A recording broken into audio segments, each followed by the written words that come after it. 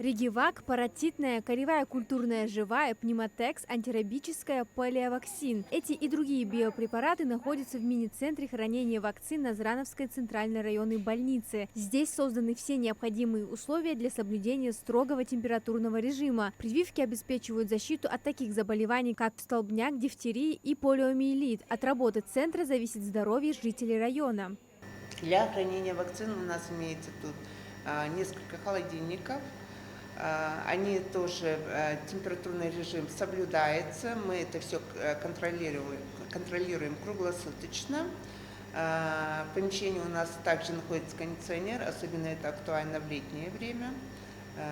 Даже помещением следим за температурой в помещении.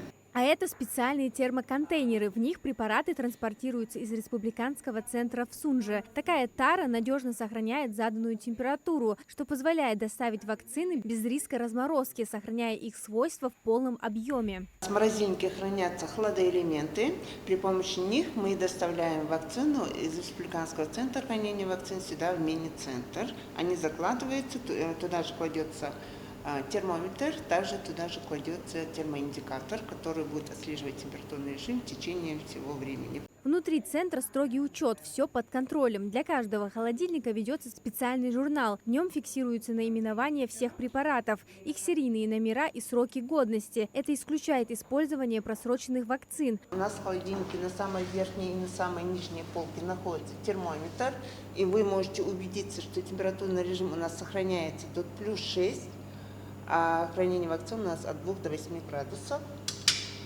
Вот это у нас термоиндикатор, который ведет круглосуточный мониторинг температурного режима в холодильнике. Он здесь лежит постоянно. Порядок внутри холодильных установок не просто формальность. Биопрепараты размещены с соблюдением специальных интервалов. Это обеспечивает необходимую циркуляцию холодного воздуха и поддерживает необходимую температуру для каждой упаковки. Врачи отмечают, необходимо продолжить защиту населения для создания коллективного иммунитета. Прививка – это простой и проверенный способ сохранить здоровье. Есть инфекции, против которых нет лечения. Это полиомиелит, бешенство. От столбняка часто бывают летальные исходы, поэтому надо заранее побеспокоиться, провести специфическую профилактику этих болезней. И это очень важно, и настоятельно рекомендую прививать своих детишек. Да и взрослым тоже, особенно группой риска.